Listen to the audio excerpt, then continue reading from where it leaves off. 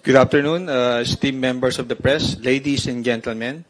We sincerely thank everyone for joining us this afternoon again for another press conference with our distinguished House leaders for a very important announcement. And to formally begin, may I acknowledge our honorable House leaders led by Deputy Speaker Ronaldo Ronnie Bipuno of Antipolo, from the Chairman of the National Unity Party, Deputy Speaker Janet Garin of Iloilo, from Lakas CMD, Deputy Speaker Ribjeni Bambi Imano of Misamis Oriental, House Committee on Food and Agriculture Chairman Mark Enberga from NPC, House Committee on Tourism Chairman and Romblon Representative Eliandro Jesus Budoy Madrona from Nationalista Party, House Committee on Public Order and Safety Chairman and Manila Representative Roland Valeriano from Nationalista Party, and of course, Palawan Representative Jose Pepito Alvarez from Nationalista Party, and of course, I forgot NPC, Nationalist People's Coalition, and of course, Chairman Enberga from NPC also. Okay, to begin with, may I call on Deputy Speaker Puno. Sir. Thank you, Ryan. We just came from a very lengthy meeting of party leaders. We have been watching all of the developments, of course, like you, and we have been constantly talking to one another, even late at night, to discuss the problems that have arisen with respect to this 2026 budget. As you know, last week or even earlier, we went to you and explained to you our misgivings about the 2026 budget with respect to the Department of Public Works, how the district budgets all over the country were mangled, and how really budget entries. We raised questions about whether or not the DBM was handling the budget preparations properly, and whether or not what was coming to us was a result of irresponsibility or some oversight that maybe can be justified. And we've worked frankly, with the DBM very closely on how to settle all of these things. But, certain serious developments have come about. I mean, the Secretary of Public Works has been relieved, of course. He has resigned. And our new, very energetic Secretary of DOTR has become also the new Secretary now of DPWH, which has resulted in the President's instructions to them to do a sweeping review of everything, not just the organization, but also of the budgets that they had submitted. Now, we will recall that in the SONA of our President, he said that he would not allow the national expenditure program of the national government to be mangled, to be disfigured. He said that if that was going to happen, he was going to, accept a reenacted budget instead. He would not, tolerate any of these things happening. So it's in this spirit that we came together and we were talking to one another. And we want to be true to what the President wishes from our House of Representatives. Frankly, I am the newest member here. I just came back to Congress this term. So a lot of the issues that were being discussed about prior years, I really was not very familiar with until I was actually briefed by our colleagues here. But I frankly was shocked because, from 2004 when I was here, a lot of things have apparently happened. So, like flood control projects, in tens of billions of pesos, were suspicious. There were double entries, there were missing entries, suddenly emerging entries.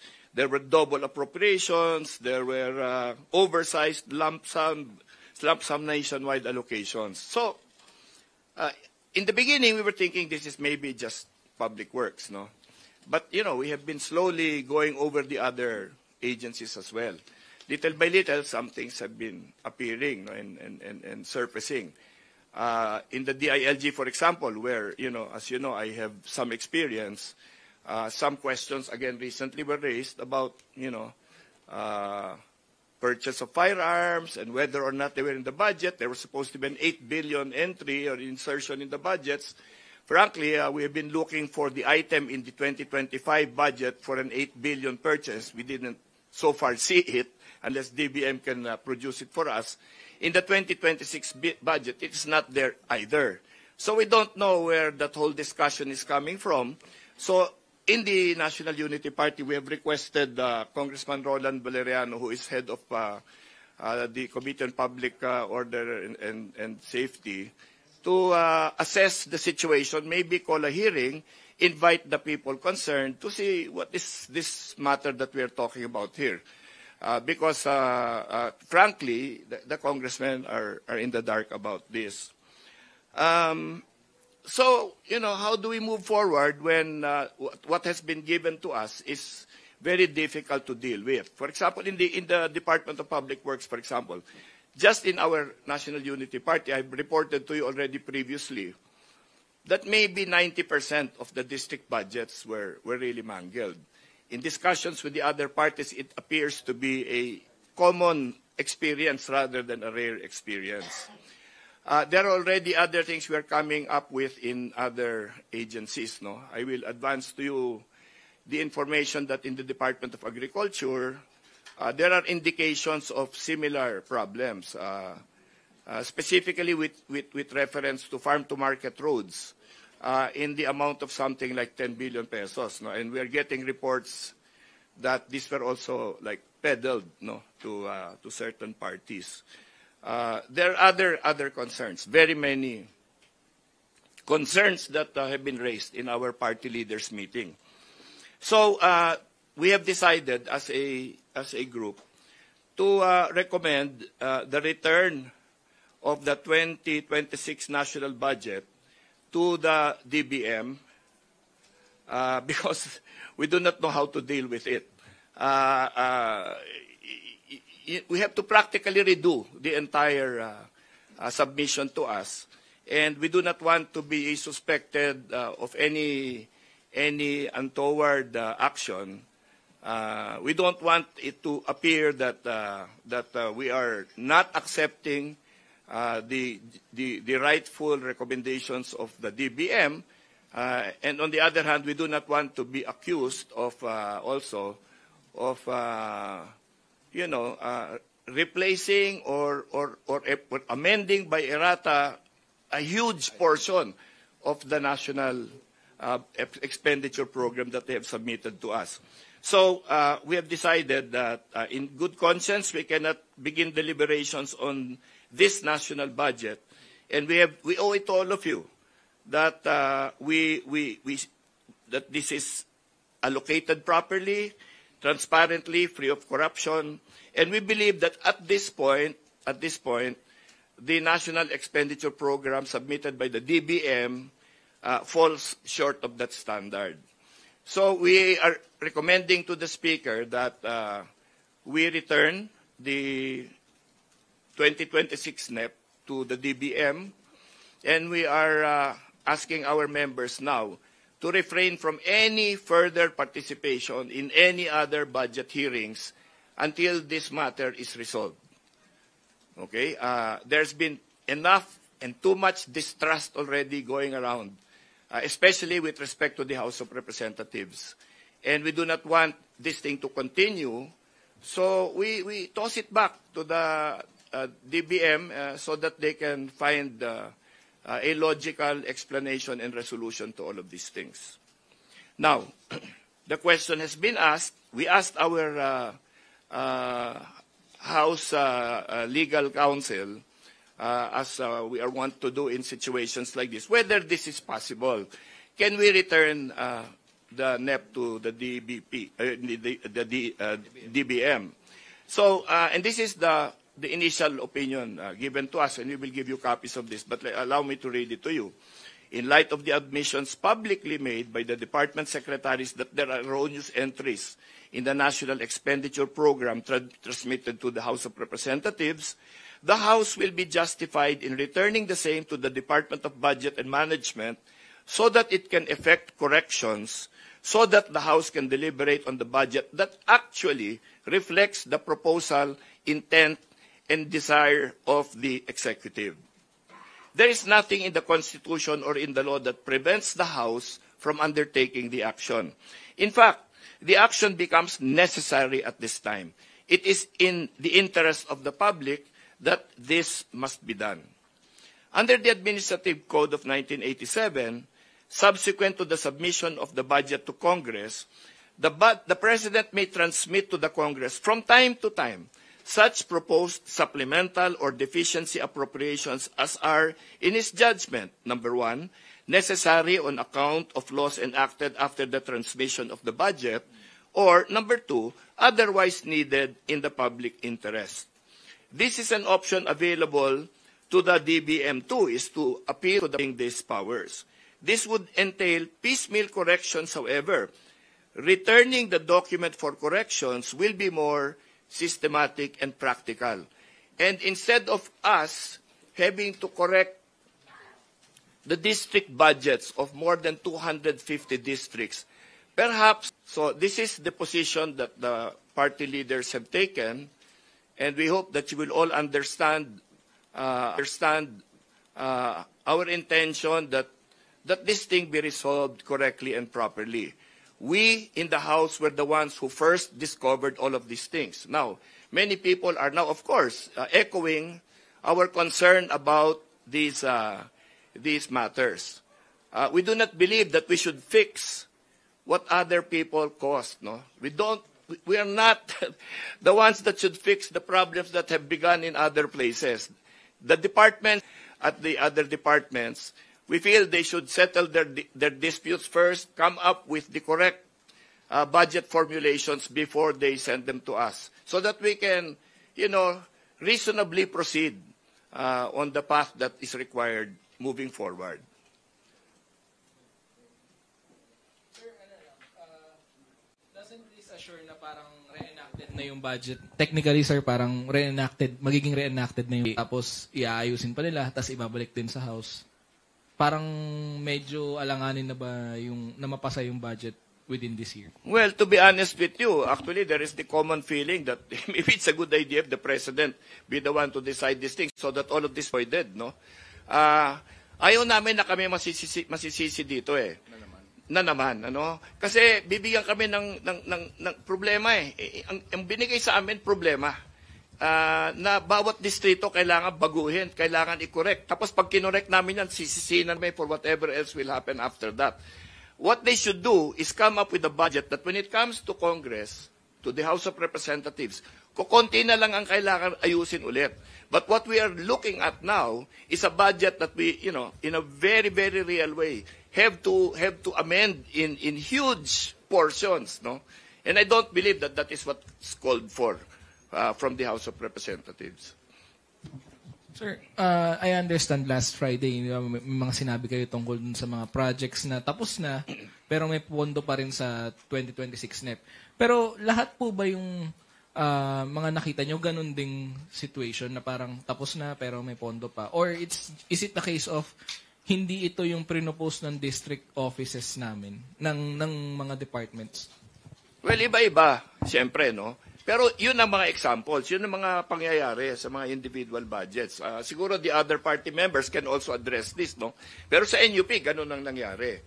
One or the other, or both of those examples you gave, nandun sa bawat district budget. Ngayon, kailangan gawin dyan, palitan namin lahat. Diba? Hindi na submission ng DBM yun. Diba? We cannot amend the whole thing in all the districts kasi parang kami na ang gumawa. Diba? So, we're giving it back to them para hindi naman nila sabihin na ginagampanan namin ang papel nila. Di ba? Sir, pero just to follow up to that point, hindi ba kasama naman talaga sa procedures na kapag kunyari nag-propose, DPWH, nag-propose ang isang district engineering office ng project, i-vet naman din talaga siya ng regional and then central office. And Correct. then possible na magkaroon ng changes. Correct. Pero saan po nangyayari, saan po yung nakikita niyong problema dun sa process na yun? Meron nagsasabi na hindi natuloy yung regional consultations in the DPWH. Meron nagsasabi na sa planning office nagkaroon ng problema. But, at the same time, nagtataka kami, bakit naman lumampas din sa DBM yon? Ngayon, yung kanilang sinasabi na hindi nila dapat i-review yan. Ewan ko baka nagbago na. Nung ako nasa cabinet, nung nag-justify kami sa mga budget secretaries namin, line by line. Ewan ko, Secretary Janet Garin din, nung sa Department of Health noon, who is with us here, si DS Garin for Lakas. What was the experience before? Well, ang experience namin sa kabinete at sa pakiramdam ko, hindi nagbabago yan dahil yung software naman o yung sistema sa DBM ay hindi rin nagbago. Kapag nagsisimula yan, nakalista doon yung mga existing programs, existing projects, new programs. No? Itong mga bago na kailangan, ito namang nandiyan at kailangan i-continue. In other words, nire-review yan isa-isa. Nakakagulat yung ating narinig galing sa kalihim ng DBM na dumaan sa kanila at hindi na nila natingnan. Allow me to compare to a situation. Ang sinasabi kasi ni Deputy Speaker Puno, may mga nakita ang Kongreso. At una itong nakita nung nagbusisi, lumabas kasi sa taong bayan na napagbibintangan na ang Kongreso lamang may mga insertion. Pero kung titingnan natin ang katotohanan na lumalabas na ngayon, yung mga ghost projects na binisita ni Pangulong Bongbong Marcos ay agency-initiated. Ibig sabihin, nanggaling sa departamento. At kailangan tugunan natin ang panawagan ng Presidente. Maglabas na budget na malinis at para sa sambayanang Pilipino. Ngayon, ganito ang aming nakikita. Kunyari, meron kang buong compound ng Kongreso, inutusan kang magwalis. Meron kang isang araw para walisin. Hindi mo alam kung nasaan ang basura. Because as it is appearing now, ang daming nakikita na pinasok na hindi tugma at hindi sang-ayon sa kumpas ni Pangulong Bongbong Marcos. Mas magiging madali ang rekomendasyon ng mga liderato ng nagkakaiba-ibang partido na i-request si Speaker Martin Romualdez na ibalik ito sa DBM. Yan po ay request galing sa amin para ituro nila, sabihin nila, dito yung mga basura na kailangan linisin at baguhin. In that way, we fulfill the promise of the President and we fulfill to deliver a bagong Pilipinas. Thank you, sir and ma'am. May we hear the comments of other House leaders, if there?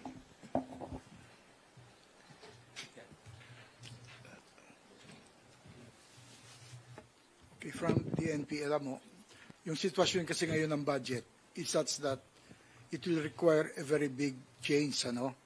Ang direksyon ng Presidente, huwag niyong imanggel yung budget. Kung ginawa namin ito, at kami na naman ang masasalaan. So, the most important thing now is, bago namin galawin, ibalik na sa kanila. Cleanse it, at later on, kunting-kunti na lang. So, wala na yung mga issue na congressman ang naganito or congressman ang naganyan. Mga sir, pwedeng konting agaw lang. Doon po sa kaba ng iba na baka hindi kayanin kasi kulang sa tiyempo, sanay naman po yung ating mga kongresista na magtrabaho 24/7. I believe with the input of all party leaders, pwede namang i-cancel na yung break ng Kongreso. At wala nang break, tuloy-tuloy na. Maski abutan tayo ng Pasko hanggang New Year, naniniwala po ako. Okay, let's put it this way. We have a 1-month break, October 10 until November 11. We can forgo of that para sa bayan. Mas masakit yung pipilitin natin yung isang budget, himayin. Kasi ngayon, ang nangyayari, we cannot totally exercise our oversight powers. Kasi sa DPWH na lang, ang daming singit. At yung singit na ito, walang umaamin kanino nang galing. Coded pa.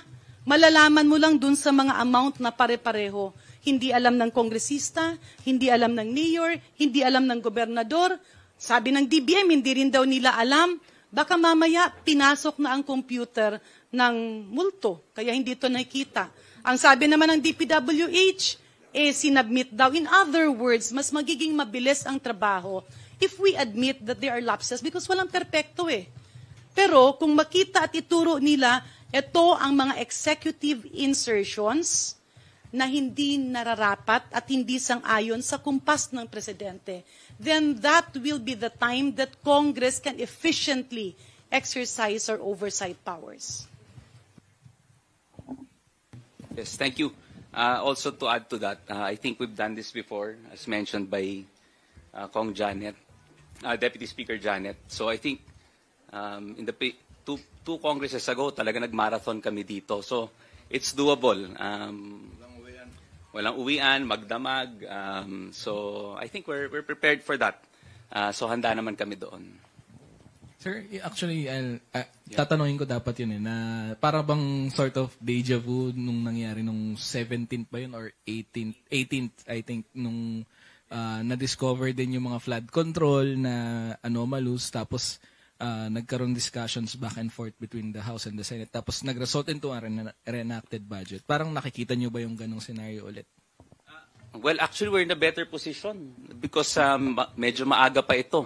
If you'll remember, nung 18th Congress, ano yun, gitna na ng plenary. So, umulit kami nun. So, it's doable.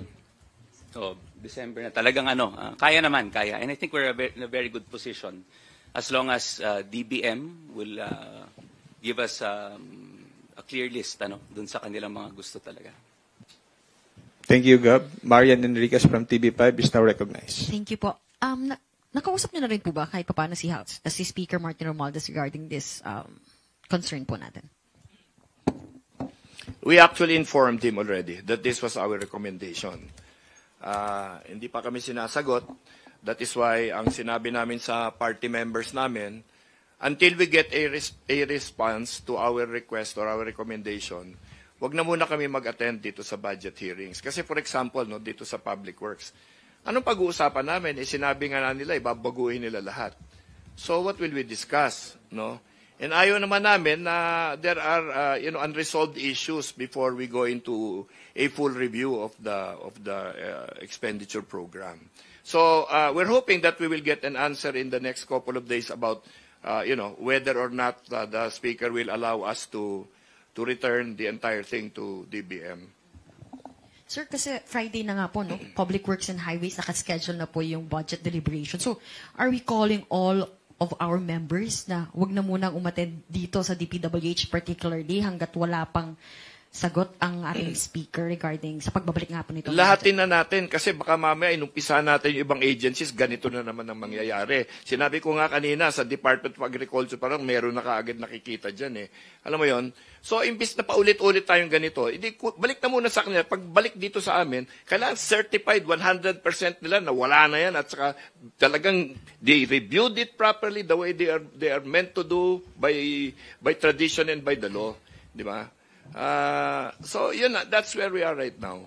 Have we talked to Committee on Appropriations Chairperson Mika Swansing regarding this and ano pong napag-usapan natin? May nakapasnahalang na ulit kasi budget tomorrow, dire-diretso eh. We have notified her. But she was not a party to the decision because she obviously has a different responsibility, we are party leaders. We're supposed to guide our party on the correct decisions to make. She is an Appropriations Committee Chairman. We respect her for that. We believe she is an excellent Appropriations Committee Chairman, and I think that she's doing a great job. But she's doing a thankless job. Kasi, she has been tasked now with correcting the district budgets of more than 250 districts. Blindly. Oh, and blindly. And she, this is unprecedented. This has actually never happened in my memory. Sir, what are we going to do about this? Moving forward, maghahain po ba kayo ng resolution or iboboykot niyo muna yung mga susunod na hearings? Paano po ba? Anong gagawin mo natin? Walang quorum? We are not trying to be difficult, Hindi kami nanggugulo dito, Ang problema namin talaga is ayaw namin tanggapin itong basurang trabaho, Tapos kami na naman ang masisisi. If we solve it, sasabihin na re-align namin yung buong budget. Kaya kinanana naman ng mga congressman yan. If we don't touch it, parang complicit na kami sa lahat ng kalokohan na kinikita namin. So sala sa init, sala sa lamig eh. 'Di ba? Kawawa naman ng mga members namin. At alam mo, kami lahat, bumabalik kami sa district. Hindi kami senador na hindi kailangan bumalik sa kung saan man eh. We keep going back to our district. Alam mo, pag pumupunta kami doon, lahat itong mga nakikita nila sa mga dyaryo, siyempre tinatanong sa amin. Alam mo, and we cannot keep, covering up for a poorly constructed budget. I mean, there's no way we're going to take the hit for that indefinitely. Diba? And we're appealing to the Speaker to allow us to just please return this. Diba? Return it. Then they should think about it and give us a correct thing. Anyway, there's an instruction anyway to the Department of Public Works and Highways to, redo the whole budget. Di ba? Yun ang instruction eh. Oh. If they're gonna do that, that means we have to wait for that anyway. Di ba? So lahatin na lang. Then repasuhin na lang nila iba. Kasi it's much easier to come up with a decent paperwork that we will correct only minor items than a really sloppy paper where we have to re-edit and do the entire thing. No? Maawa naman sila sa amin. Di ba? Kami na nga ang gagawa ng lahat ng trabaho, tapos kami pasisisihin sa lahat ng mga problemang mangyayari. And why? Because they cannot do their job. No? Hindi naman pwedeng ganon. So, sir, resolution po ba? Or call? Sandali, dagdagan ko lang. Nasa APRO ako. Nakita namin, habang pinag-uusapan sa Senado at sa lahat ng makikita mo sa press, flood control. Ito na naman kami, may budget na napakaraming flood control. Hindi lang doon sa linya ng DPWH, kundi doon sa mga hindi mo makita, kung hindi mo basahin isa-isa. Kaya ang suggestion ko, ako nag-suggest, tanggalin mo na lahat yung flood control, balik mo na yan doon sa DBM, ayusin mo na ni Presidente, kung maaari, wala mo ng flood control itong taon na ito. Wala namang namatay masyado dyan sa flood control. Kung sino yung bayan na nangangailangan talaga ng flood control, makikita naman yan sa Project NOAA, pulang-pula yan eh. Di doon lagay ni Presidente yan, para hindi naman kami sisisihin. Palagi na lang kami ang bad boy eh. Hindi fair. So, nasa APRO ako, kaya suggestion ko doon sa chairman namin, tanggalin na muna yan, balik mo muna yan sa DBM, dahil kung himayin natin yung napakalaking flood control na yan, tayo na naman ang mali. Sir, dagdagan ko lang. Actually, ang pinakamalaking problema ngayon, nagdodoble ang trabaho ng Kongreso. Kasi hinahanap mo yung mga basurang na ipasok sa budget. Kung sana maituro na ito ng DBM, mas magiging mabilis ang trabaho ng lahat. Pangalawa, tila nakakabahala yung narinig namin sa news na, hindi kasi we trust the agency that forwarded it to us. Kagaya ng DPWH, pinasa daw sa DBM, ang DBM dinaanan lang, hindi na nila chinek. If that is the case, it's very troubling. Kasi paano kung meron kaming hindi nakita?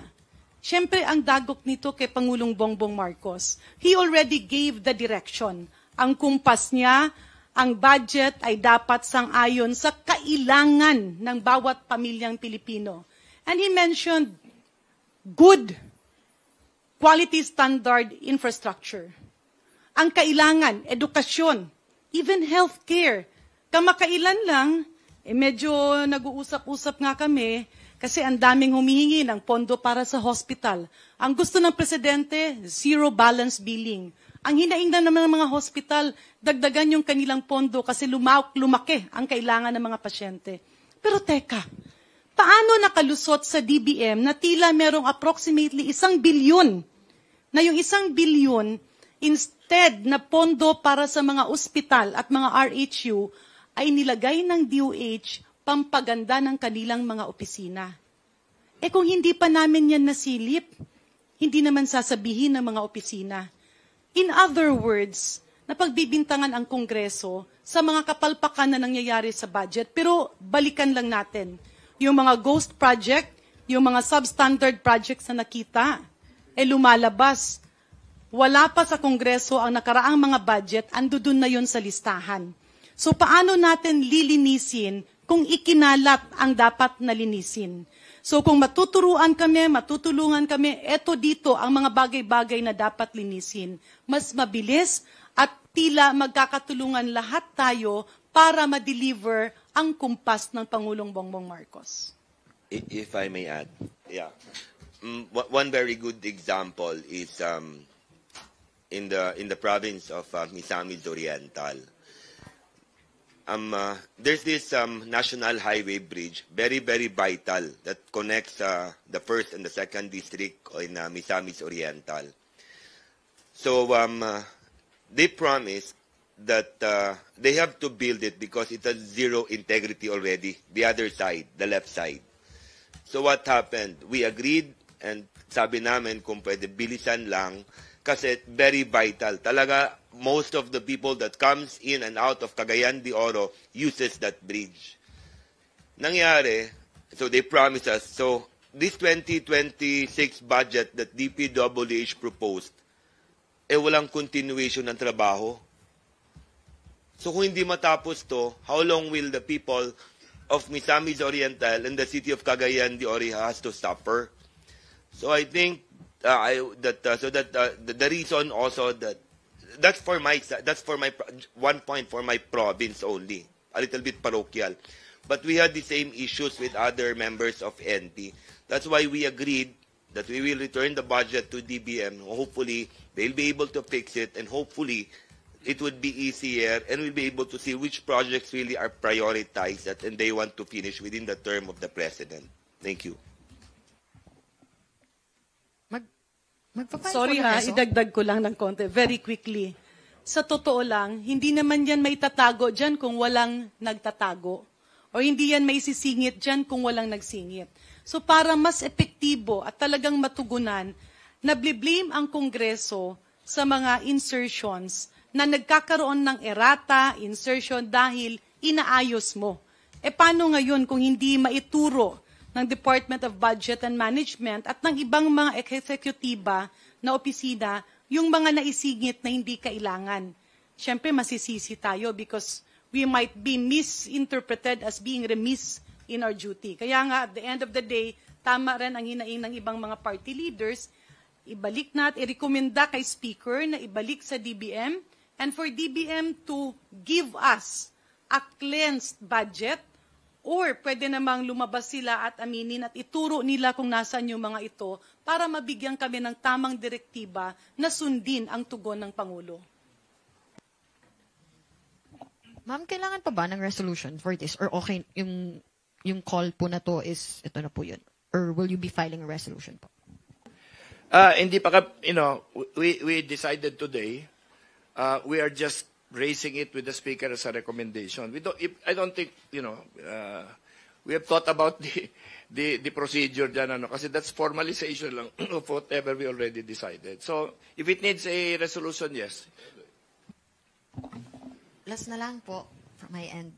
Kung sakali lang na ma-push through nga at naibalik po natin itong budget po sa DBM and naibalik na po nila sa atin, para i-deliberate, paano po yung magiging siste? If ever, yun po bang mga dumaan na, like for example, yung mga nakalipas po na budget like COMELEC, yung mga natapos na at inaprubahan na po ng Appropriations Committee, papalusutin na po ba rin yun? Or back to zero? Paano po ba? Wala pa naman yata nakakatapos ng kanilang second reading eh. No? So until it is actually brought to the third reading sa plenary, hindi pa tapos yan. No? Briefing pa lang. Briefing pa lang eh. Wala pang na-approve. No? Briefing pa lang lahat yan. Pero siyempre pinag-aaralan na lahat. Briefing pa lang man yan. Nahuli na natin yung kalokohan sa DPWH eh. Diba? So in the other agencies, ganun din. But sana naman, gawin ng DBM yung trabaho nila. No? Na bigay nila sa amin yung budget na mukhang pinag-isipan na. Hindi yung pinasa lang. Thank you, Marian. We'll now call on Billy Vegas from Politico Abante.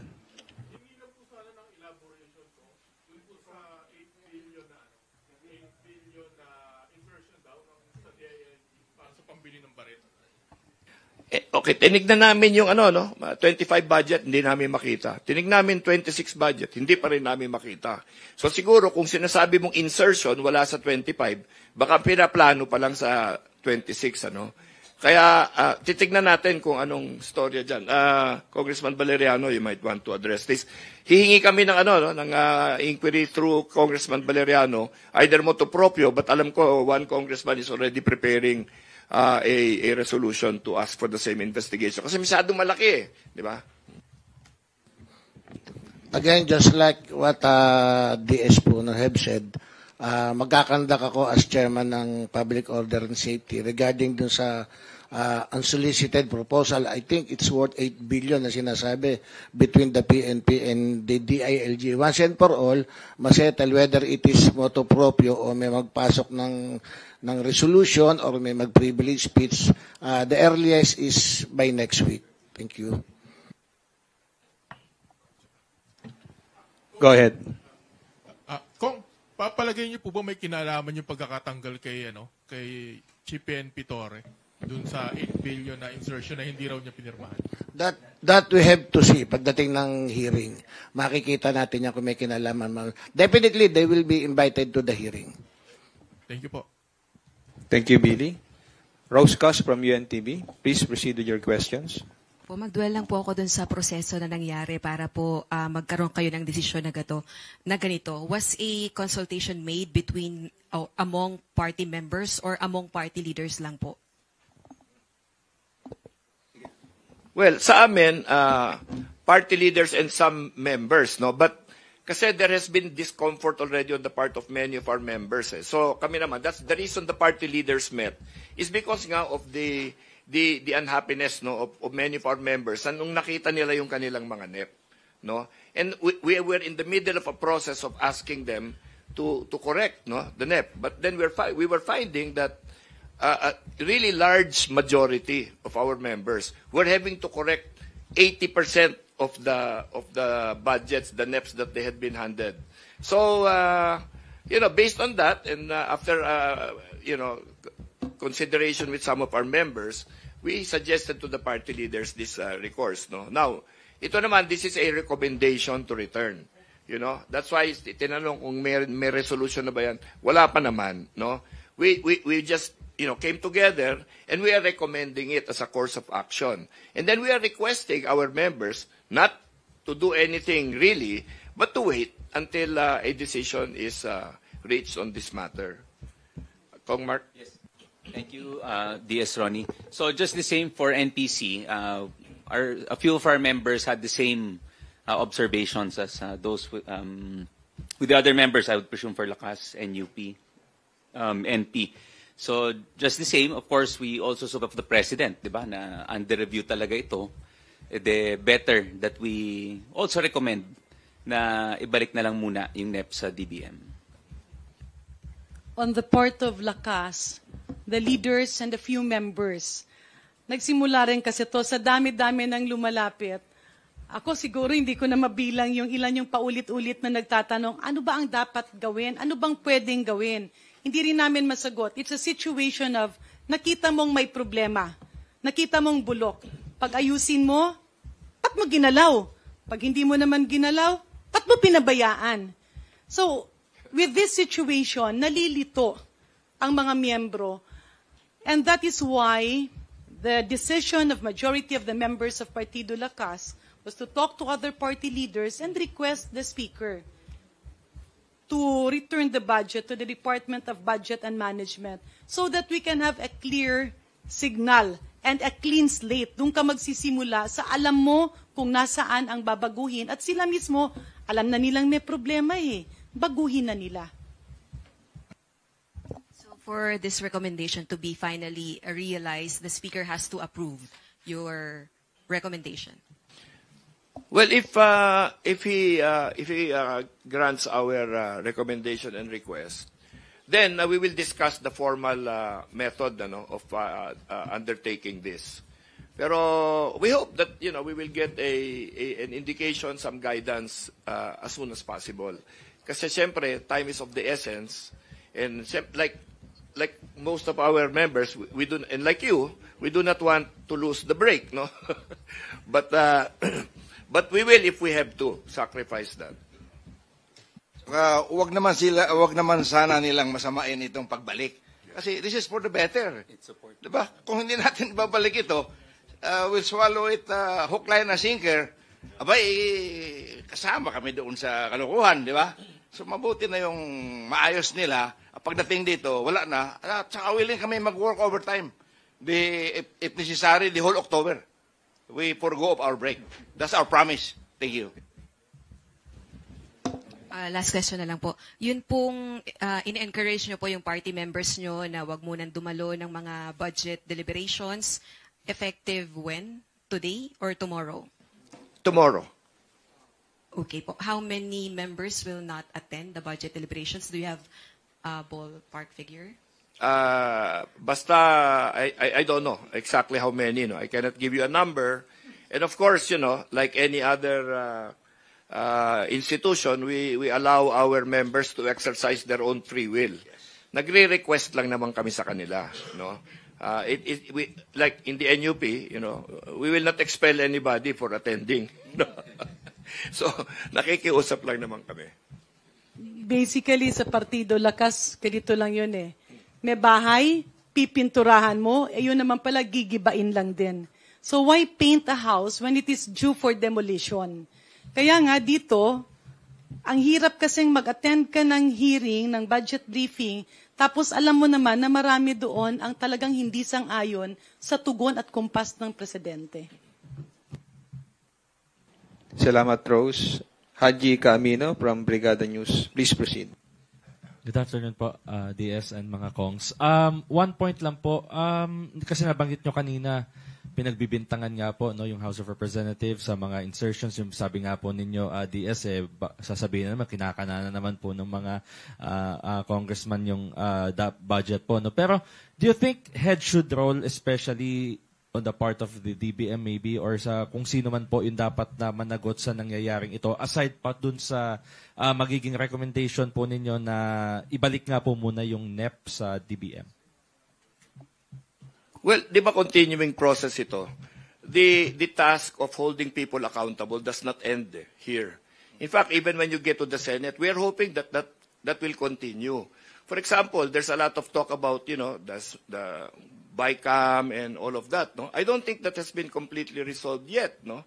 By the way, I want to take this opportunity to apologize to Senator Grace Poe, no? Kasi nabanggit ko siya as the three people that were involved in the final drafting of the end result, no? And I learned that even she was not really allowed to participate in the discussion. So, I apologize to her in front of everybody. But I think that the process of determining accountability on all of those things should continue. We have done it here in the House.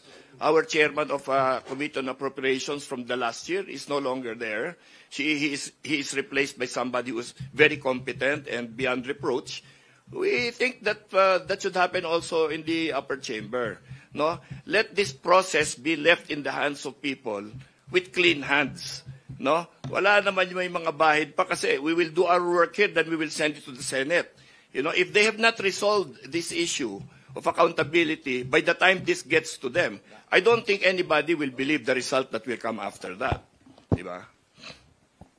So meaning to say, sir, kung halimbawa sa DBM meron makita na accountable, dapat masibak or dapat po makasuhan? Well, that's not for me to decide. We're in the legislature. They belong to the executive branch, no? We can only point out the situation as it exists. And we're doing that here. No, we're allowing them, in fact, DBM to correct this whole thing. That's why we're returning it to them, so that we will not correct it for them. Hindi ba? So I don't think, again, as Congressman Pepito has said, no, wag pasamain yung ginagawa namin. Kasi binabalik nga namin para maayos nila. Para hindi na kami magturuan Di ba? Kasi DPWH at saka DBM nagtuturuan.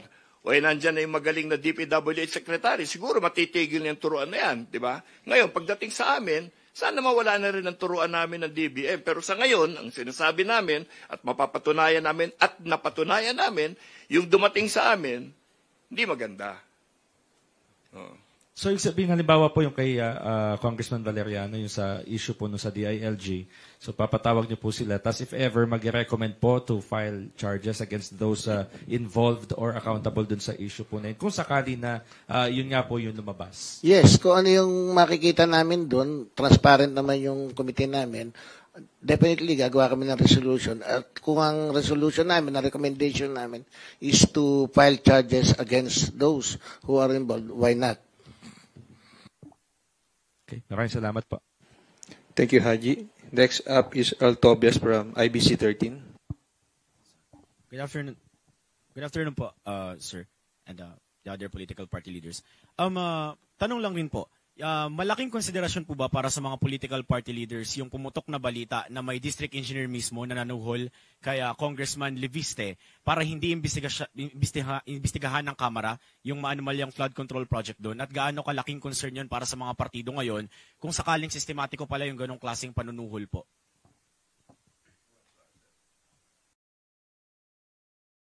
Member of Lakas siya, di ba? So let's have our Lakas leader speak. Well, basically the decision, although mali nga, no, yung nangyari. Pero ito kasing recommendation kay Speaker na ibalik sa DBM, it's mainly dun sa dami ng nakikita natin na yung alleged insertion na nangyayari during sa small committee o BICAM ba yan, may errata. Kasi nga yung project na duplication. Pero ito ngayon nakikita, wala na si Chairman Saldico, nag-iba na rin ang sa Senado. Bakit punong-puno ng siningit na pondo na tila hindi kailangan ang 2026 National Expenditure Program? Meron pa ngang mga sinyales Makikita mo sa amount mismo Merong mga nakabitin dyan na 147.750 million, 148.500. Hindi isang lugar It's not even confined to a single province. It's all over. Nakamap siya. Red flag na yun So, mas magiging maganda ang budget kung ituro ng DBM yun, ayusin nila, and then Congress will now roll.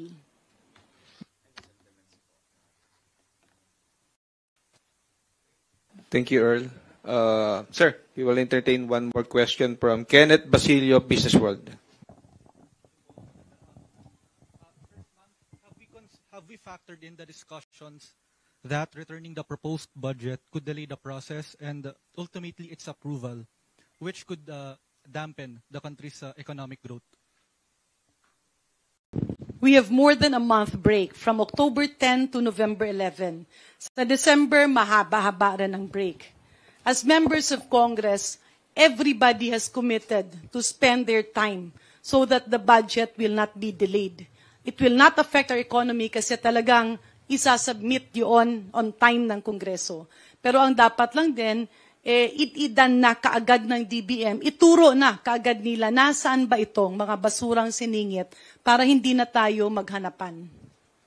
Okay, and if it comes to that point na magkakaroon nga ng delays in the budget's approval, and I know this is parang forward-looking pa, pero if in case that happens, where should the blame lie? Let's not speculate. It's too early to talk about blaming people.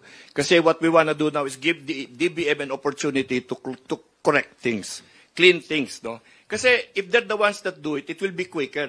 Then kung kami kalat-kalat They have a system for reviewing this thing. They have a system for finding out, what is accurate and what is not, di ba?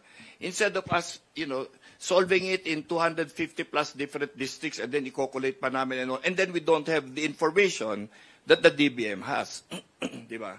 So I think that this measure will in fact make the process definitely better, but maybe even faster. But again, let's not prejudge what will happen. We all want the same thing, which is to do what the President wants us to do, to move the programs of the government forward. This, to us, is the best way of doing this at this time. And the last question. Proceed. Aside from yung mga questionable flood control funding, what economic programs do you think the DBM has allocated in a subpar manner? Again, we don't want to speculate, di ba? Let them review it first. Kasi we cannot assume that when we see something there, that one, it's DBM that did it. Number two, nanadya sila. No? Let's not get into judgment at this time. Let's give them an opportunity really to correct it, di ba? Para maayos tayo lahat. And then when they come back with a correct, clean draft already, or a correct, clean national expenditure program, then we can process it very, very quickly. Wala naman kami mga ulterior motives dito eh. Alam mo yan? Kung ang ano dyan, and we heed the guidance of the President. We should hew as closely as possible to the National Expenditure Program. Kaya nga sinusolye namin ngayon eh. Kasi kung tuluyan naming i-correct ito, hindi namin susundin yung utos sa amin ng Pangulo, which is to follow the National Expenditure Program. Kasi yung National Expenditure Program, as submitted by the DBM, is riddled with questionable entries. Sorry, Diba? last na talaga. Yung pangatlong last, sige. Make it last. They have to attend the session pa. Thank you, thank you. Ano yung mas malaking risk to economic growth? Having a reenacted budget or having the budget's approval delayed? Ano po yung sa tingin? Una-una, kung maibalik namin ito at mabawasan ng kalahating trilyon, walang masama ron. Kung ang expected natin 6.5 to 7, magiging 6 lang tayo, we're better off than most of ASEAN countries. So, dito sa ginagawa namin, o nire-request namin kay Speaker, walang masama dito eh. Gawin lang nila yung tama para hindi na tayo mahirapan dito na kami pa ang gagawa ng mga koreksyon at sabihin na naman, kami na naman ang medyo lumuto ng mga project na yan. When in fact, nandun na yan nakalista yan, line by line eh. So alam na nila yan kung anong gusto namin mangyari, na linisin lang nila pagdating dito sa amin. Kung bawasan man nila, walang problema doon. Better yan for our country. Dahil remember, we have to borrow at least 2 trillion this time. Kung manghiram ka ng 2 trillion, bakit hindi mo bawasan na lang yan ng 1 trillion? Kung babagsak tayo sa 5.5 and 6.5, okay lang yun. Ang importante sa mga Pilipino, walang magugutom. Kaya kung maaari, yung karamihan na yan, yung mga project na hindi man masyadong nakaka-apekto sa food production, ilipat mo na yan doon sa food production. Yan ang suggestion ko. Thank you. Thank you once again. Deputy Speakers Puno, Janet Garin and Bambi Imano, Representatives Roland Valeriano, Mark Enberga, Budoy Madrona, and Jose Pipito Alvarez for joining us this afternoon. To everyone, maraming salamat po ulit. Thank you very much.